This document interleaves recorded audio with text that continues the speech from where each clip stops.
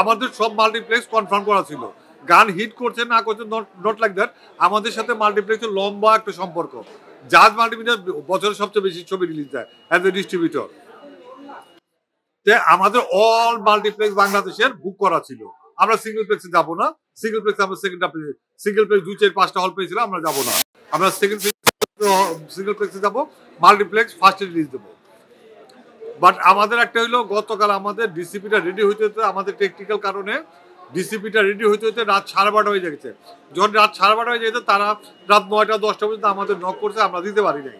রাত 12:30 সবার অফিস বন্ধ করে সবাই চলে গেছে যার যার মতো শিডিউল, কারণ তাদের টিকিট সেল করতে হবে, যার যার মতো শিডিউল দেয় ওনারা চলে গেছে।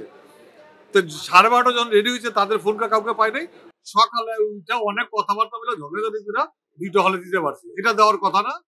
Thanks Easter cineplex, thanks lion, তারা 2টা করে শো দিছে, তারা অ্যারেঞ্জ করে দিতে পারছে, এই জন্য তাদেরকে ধন্যবাদ।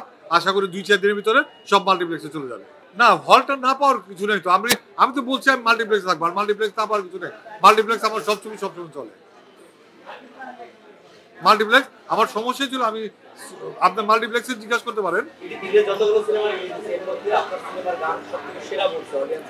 না, আমার শুধু অডিয়েন্সের গান ছিল না, জিনের আমার ফিক্সড একটা অডিয়েন্স আছে। এরা গতবার জিন 1-2 দেখছে, তারা আজকে ফার্স্ট শো এসে জিন 3 দেখতেছে, এবং তারা দেখে বলতে ছবিটা ভালো হচ্ছে, এবং লাস্ট সিনের দিকে দর্শক কান্না করতেছে, এটাও তারা জানাইছে, আমাকে ফোন করে জানাইলো লাস্ট সিনে এসে কান্না করছে, তারপর হাসছে, ভয় পাইছে, এগুলো আমার জানার রিপোর্ট আসতেছে।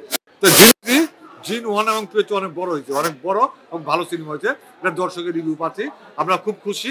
ইনশাল্লাহ জিন 3 খুব ভালো যাবে।